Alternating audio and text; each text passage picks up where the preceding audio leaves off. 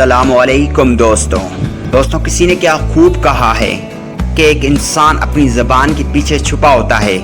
अगर आप जानना चाहते हो कि वो क्या है और कौन है तो उसे बोलने दो और बोलने दो, आपको खुद ही अंदाज़ा हो जाएगा वो कौन है और क्या है।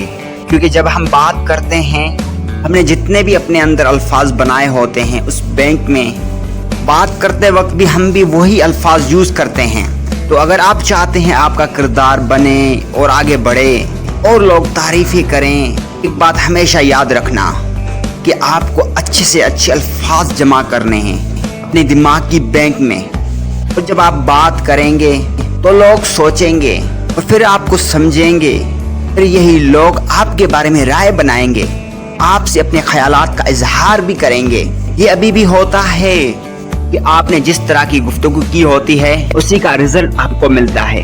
अगर आप वाकई अपना किरदार बनाना चाहते हैं, अपने आप को आला करना चाहते हैं, तो मेरी रखें बात याद, अब से करना है थोड़ा बहुत काम और अपने किरदार को बनाना है कुछ खास। किताबें पढ़ें, बड़े बड़े सेमिनार अटेंड करें, लेक्चर सुने, अक्लमंद लोगों की बातें सुने और पढ़ें। के बाद बैठ के एक जगह पर और फिर सोचें कि आपने क्या क्या सीखा है, क्या क्या आप बोलेंगे आगे, ये प्लान करें। एक हफ्ते तक ये अपनी डेली की रूटीन बनाएं और एक हफ्ते के बाद आपका किरदार कहाँ से कहाँ पहुँच जाएगा ये आपको खुद ही रियलाइज हो जाएगा। दोस्त, ये फार्मूला बड़े बड़े लोग इस्तेमाल करते हैं अपनी ज़िंदगी में, इसी तरह से उनका किरदार भी बनता है। ये सबसे बेहतरीन गुफ्तगू वो है इंसान पहले खुद से करे, बाद में दूसरों से।